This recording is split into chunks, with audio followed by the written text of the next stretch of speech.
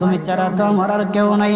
আল্লাহ গো, তুমি যদি মাফ না করো কে আমাকে মাফ করবে?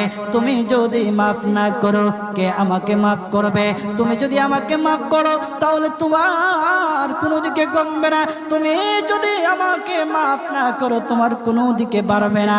আল্লাহ গো, তুমি আমাকে মাফ করে দাও। সারাটা জীবন অন্যায় কাজ করেছি, সারাটা জীবন নাফরমানি করেছি, আমার কাছে কালেমার দাওয়াত কম আসে নাই, আমার কাছে কালেমার দাওয়াত কম আসে নাই, আমাকে লোকেরা কম বোঝায় নাই। ওগো আল্লাহ, তুমি আমাকে মাফ করে দাও।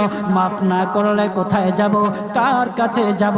বাবা যখন মারে তখন মার কাছে আশ্রয় নেওয়া যায়, মা যখন প্রহার করে তখন বাবার কাছে আশ্রয় নেওয়া যায়, বাবা মা যখন প্রহার করে তখন দুনিয়ার কারো না কারো কাছে আশ্রয় নেওয়া যায়।